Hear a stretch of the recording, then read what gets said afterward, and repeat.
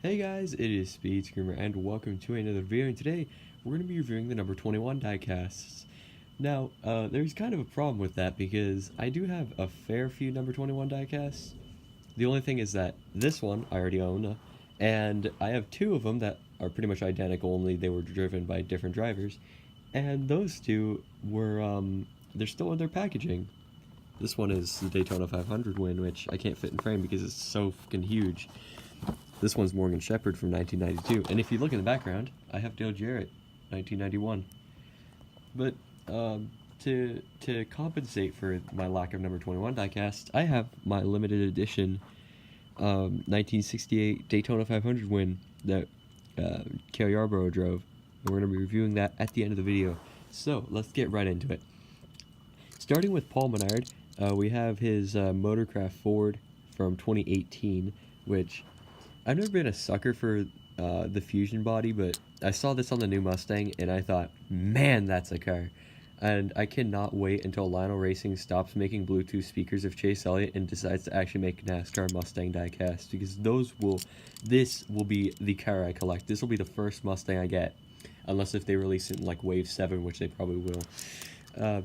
But I love this game. It's basic, it's simple, it's basically how the Wood Brothers Fords looked back in the day, and I like that. I've always been a sucker for the Wood Brothers Fords, even though I'm not a Ford guy myself. I used to be, though.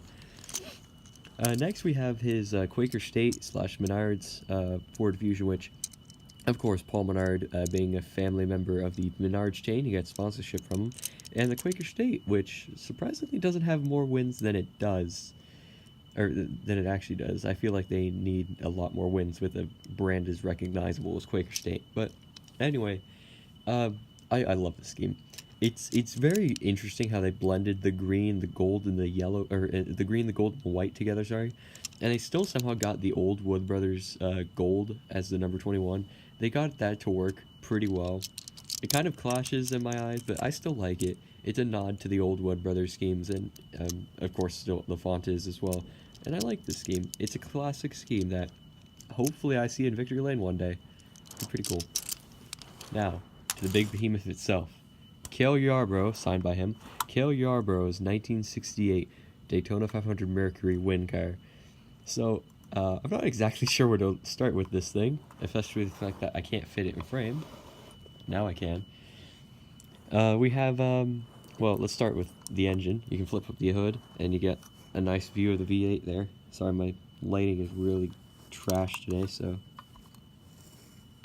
there we go. You can see all the chrome bits in there. It looks very nice. It's a very clean engine. Also, if you hear thunder, it is currently raining outside, just so you know. And of course, 427 cubic inches. Signed by Cale Yarborough on the windshield. They got a big sticker on the windshield. I'm pretty sure you get black flag by NASCAR for that. If you got my reference, you're cool. And of course, nothing about this muted gold here. We got actual gold color right here. Look at that. You can reflect. You can see my devil's horns in them. I don't know.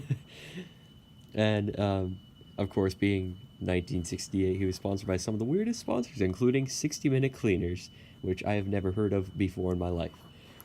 Next, if we look in the interior, which we can't really see all that well, see all the roll cage and I believe there's a fuel cell in the back window. I'm sorry, I should have actually brought a flashlight for this, but yeah, you can see the roll cage there. I love this thing. It's such a cool looking car. I wish that Forza had him so I can actually paint him proper. And then you can flip up the trunk. You can actually see that silver tube, I guess, is the fuel, the fueler neck kind of going into the tank, which, as we mentioned, is in the back window there. 21 on the back because that was the day when they put numbers on the trunk. Not sure why. All the little contingency sponsors. And of course, Cale Yarborough. I always loved that name. I always liked him. I would say he was my favorite of the Wood Brothers drivers, except for Neil Bonnett. Neil Bonnett's cool. And, you know, it's basically the same on the other side, but I love this thing. Back when cars were cars and men were men. And I was not even born yet.